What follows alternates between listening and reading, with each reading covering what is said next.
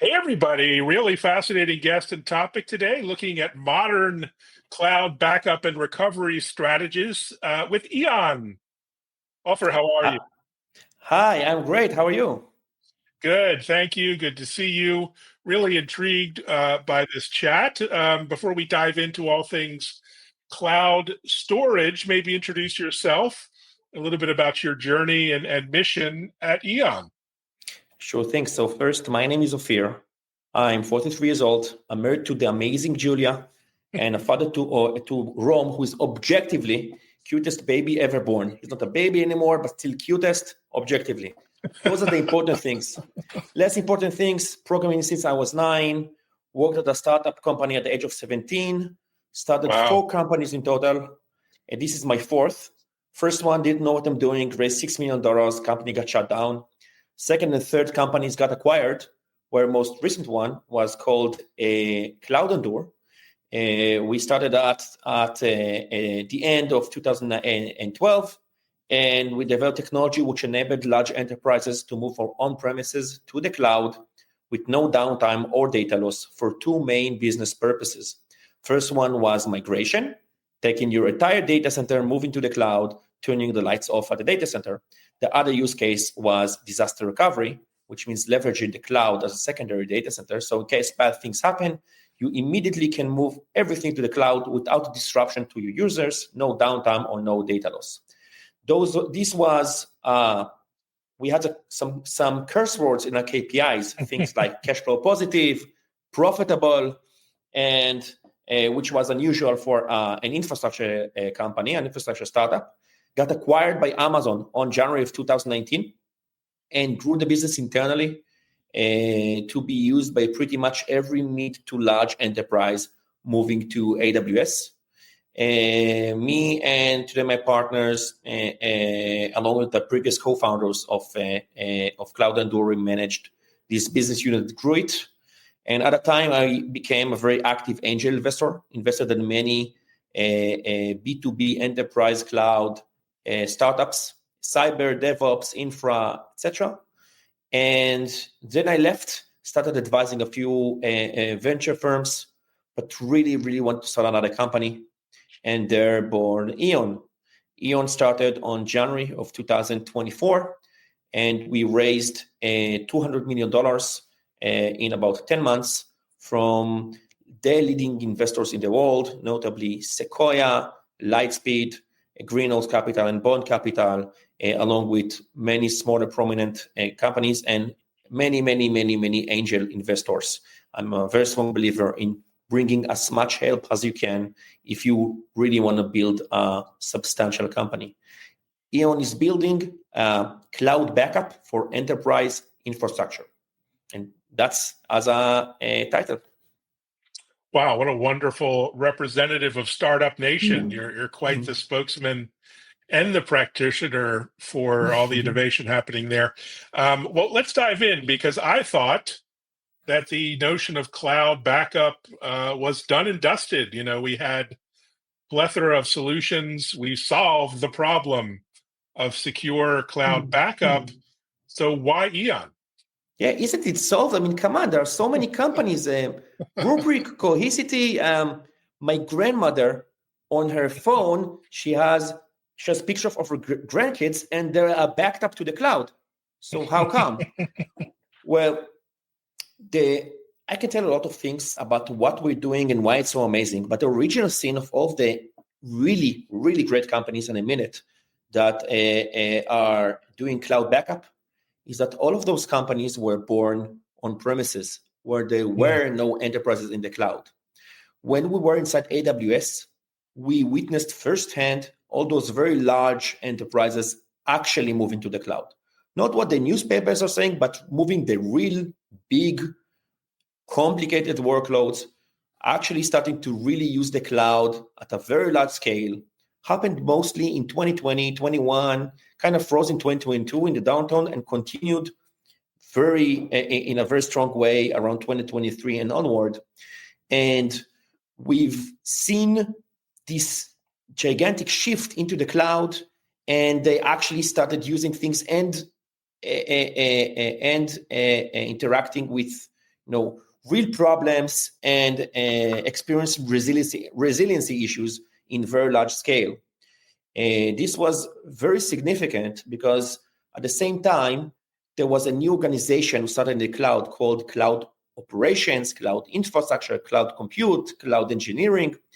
This is usually a centralized organization inside enterprises and large companies. And those are responsible for everything cloud infrastructure, for example, resilience. Now, cloud resilience, backup, disaster recovery it's not a small thing. When you combine both the orchestration cost and the actual storage cost, it adds up to 20, sometimes 30% of cloud spend. So Wow. that's a very, very big spend, completely now being many times wasted on backups that sometimes you don't need. And even if you need them, those today are like tapes. They are black boxed, vendor locked in objects. It's very hard to actually use them. So we've seen that first, it's very hard for companies to back up exactly what they need. So they're backing up things that they don't need, but they're not backing up the things that they need most for long enough time. That's one. And the other thing is that when they actually need the data, how can I access that? I need to restore a server from 3 years back. It contains end-of-life software, security vulnerabilities. The network it was in doesn't exist. And who has the password for the database? I don't know. Probably if the company. So we realized that and decided to found Eon. Now, Eon founded on the premise that we want to adjust the paradigms to the new paradigms that exist in the cloud. You can see on premises, let's say, I don't know, you want to allocate a virtual machine. What do? You open a ticket for IT. Someone allocates a slots of compute, slots of storage, wraps it up, hand it to you. It's done, curated. In the cloud, every person can create, remove, modify resources as much as they want, and you have no control. We're trying to give control back. We want to take those tons of resources, tens of thousands, hundreds of thousands, millions of resources, which are going up and down, modified in the cloud, and give the control of how to back them up to those cloud infrastructure, cloud engineering teams. This means that, let's say you have just 3 rules. Rule number 1, you want to store your non-production data, which doesn't contain any sensitive information, for 14 days. Rule 2, your production data with no sensitive information, store that for 45 days. And rule 3, production data with contains sensitive information, store that for 180 days. We want to enable you to do that in a very simple, very seamless way. Just provide your business rules. While today on premises, the cloud infrastructure, the IT team on premises, and hence now the cloud infrastructure team with the same paradigm, need to manually choose across all of those resources what to do with them. And it's an endless work that's very, very, very hard to get just right. And if you did, you go to sleep, you wake up, and everything's different. So that's one thing we're doing. The other thing is our ability to do global search and granular restore across all of your cloud resources, both for files, but also for database records. And we do all of that in a very costly way, a very cheap way, because we're able to build our own storage still inside the cloud. We don't take the data out of the cloud unless the customer wants us to, and store it in an efficient way, so both we can make money and the customer can save cost. So it's a win-win situation. So we strive to give a better solution, a more comprehensive one, and at a lower cost. So no trade-offs. And well, it's quite an elevator pitch. Very, very good. And as you know, what's driving a lot of the industry these days are security threats, ransomware in particular. And I think you've thought a lot about this. You have a ransomware protection package. That's right.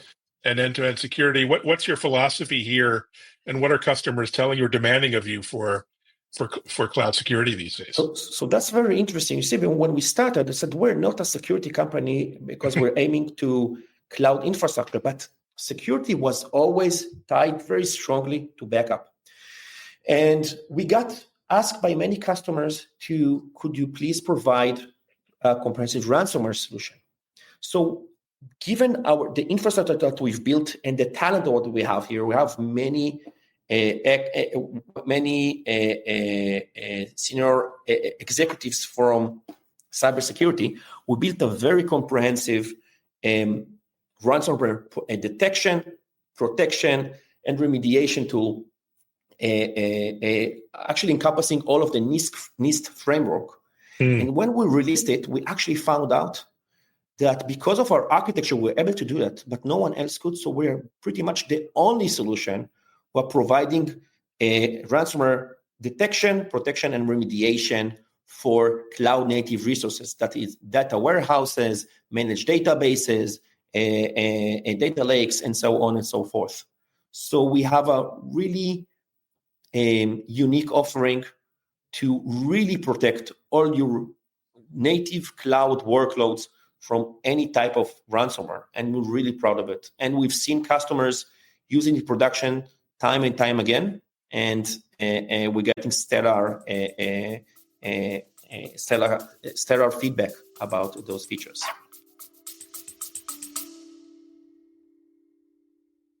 Welcome to the We Travel podcast, where we explore the ever-evolving hospitality industry and how collaborations keep hotel, resort, and restaurant content fresh and exciting. But we don't stop at travel. We also chat with entrepreneurs and creators about launching a business, building a brand, and staying authentic on social media. If that resonates with you, join us. Listen to the We Travel podcast wherever you get your podcasts. Fantastic.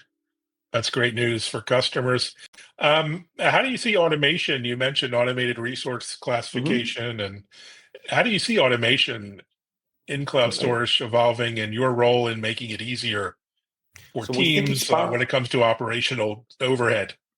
So you're touching a very sensitive point for customers. You see that many times, even when customer says it's very expensive for us, many times they mean it's very hard for us to do automation. So it both costs a lot of time and effort, and because it's manual, we don't sleep well at night. So on the one hand, we're backing up things that we don't need. On the other hand, we're not backing up the things we need for long enough. So we're burning money and not sleeping well at night. The approach for holistic automation enables us to do exactly that, to meet customers where they are and tell them, just give us your business rules and we'll take care of everything else. Tell us which data you want to retain for how much time and in which cloud and in which region, and we'll handle everything else. And that's what we're doing. Fantastic.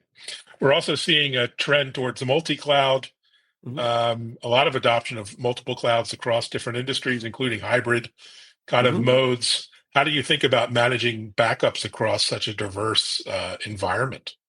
So this is actually a part of our why now, because usually what all of the other backup companies are doing in the cloud, they're more or less orchestration layers on top of the cloud native snapshots. Snapshots are the objects that are usually being used for backup. Those are kind of like tapes, a black box vendor locked in objects. So if you take and manage database in RDS, for example, in AWS, and you back it up, you can just transfer it into Microsoft Azure. It's impossible to do it.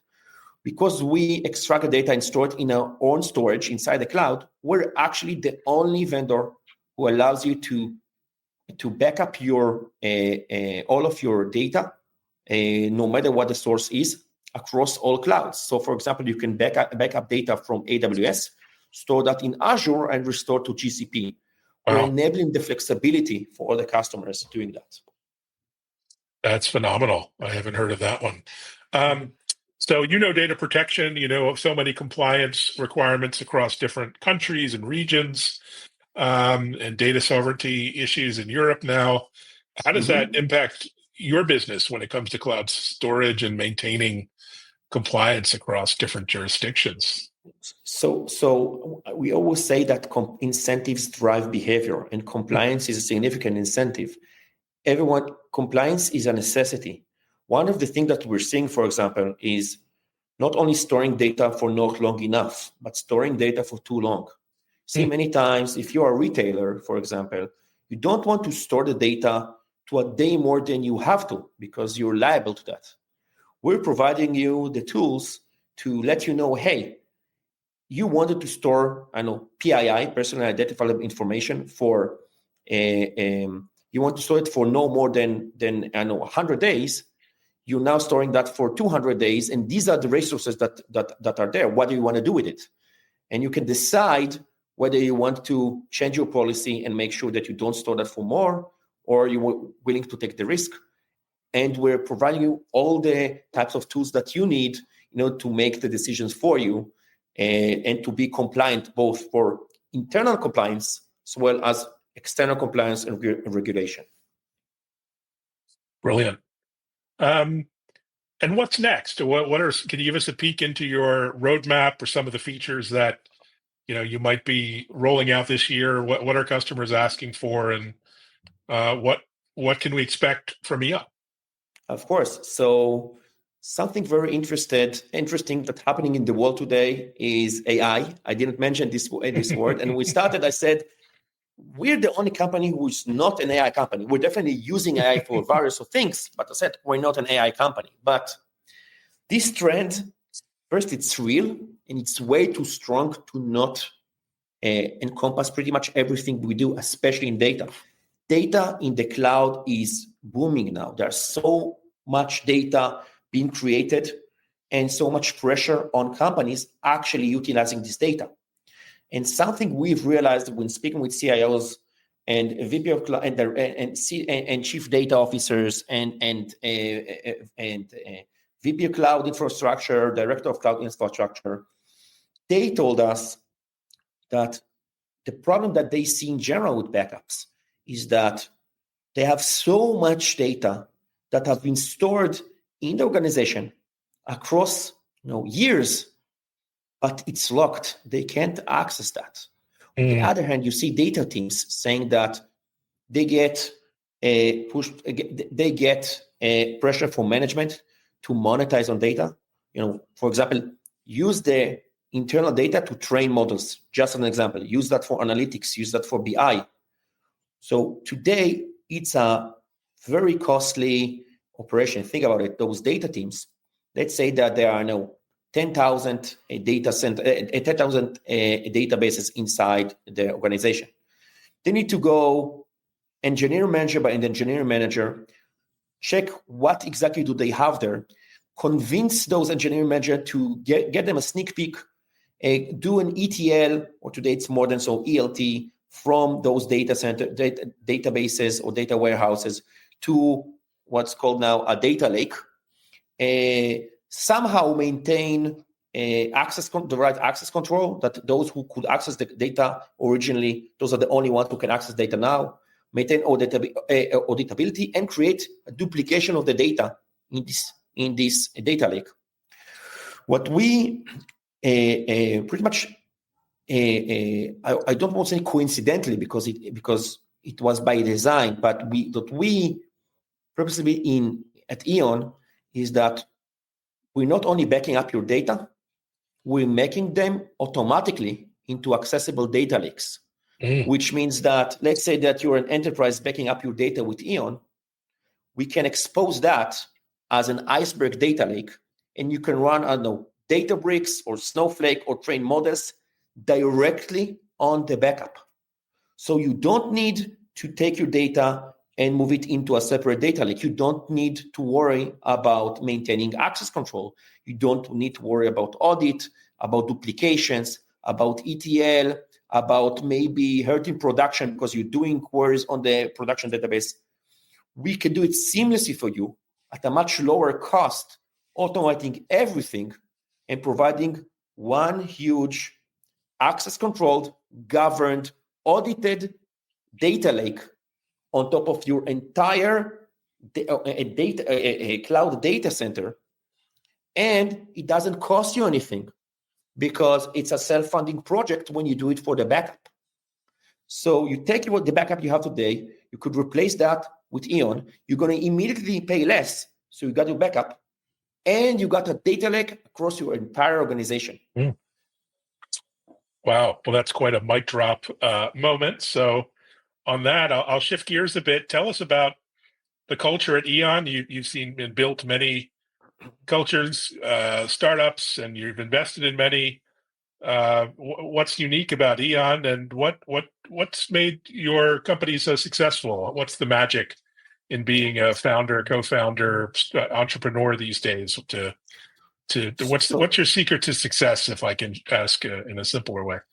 So first, I think the talent here is absolutely amazing, and we're able to get it because when we continue to able to hire the best people, because we are first our experience, not our first rodeo to any of us. We're coming exactly from that space, doing that for a very, very long time at the largest scales known to to humans. And we've been bringing teams from Amazon, Microsoft, Google, with Meta. We wanted nice UI, so also Wix. We have core maintainers of components like open source projects like Node.js.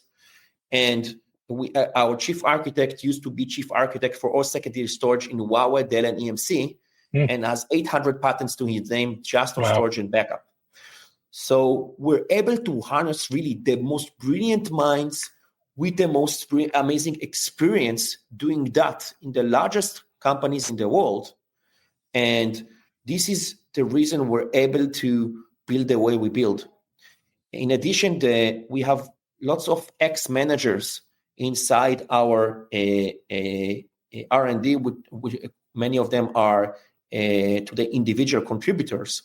And the entire organization in the R&D is managed, even if it's quite big, in a flat way directly under our CTO, who used to be general manager for the disaster recovery and migration services in AWS.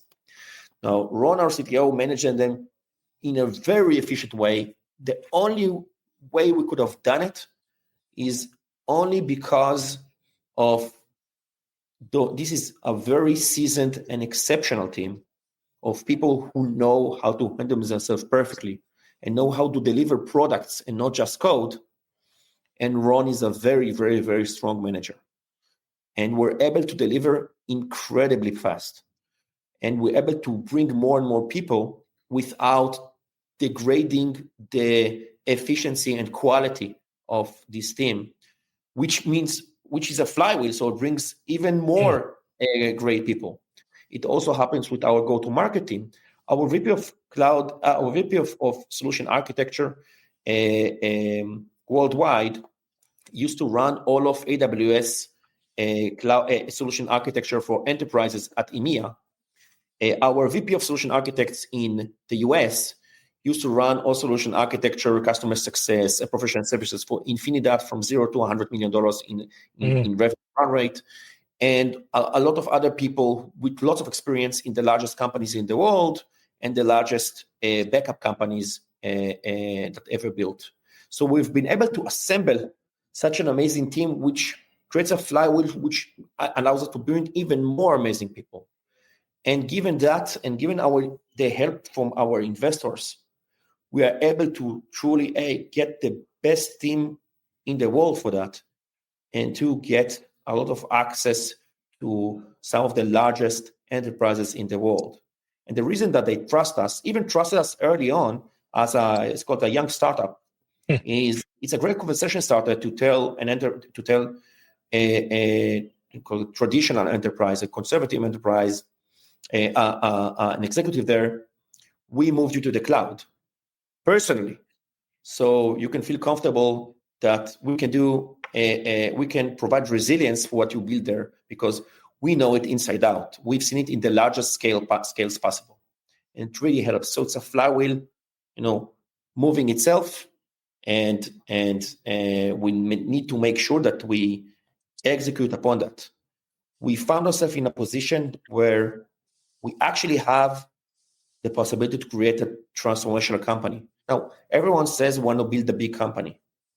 I lost my innocence. I've seen so many companies as an investor, as a founder. All my friends are founders of companies. We really think that we have an actual shot of building a company incredibly significant. We started up with a backup product. We're finding ourselves with a secondary storage platform for everything secondary storage needs. And now, all the cool things are happening to secondary storage. For example, training AI models. So you can do your backups, but then use that to train your models. Didn't think about it when we started, I admit, but it resonates very well with customers. Wow. Congratulations. Such a compelling story. Onwards and upwards, and mazel tov. Thanks for joining, Ofir. Really enjoyed our chat. Thank you very much, Evan. It was a real pleasure, and thank you. And thanks, everyone, for listening, watching, and sharing. Take care.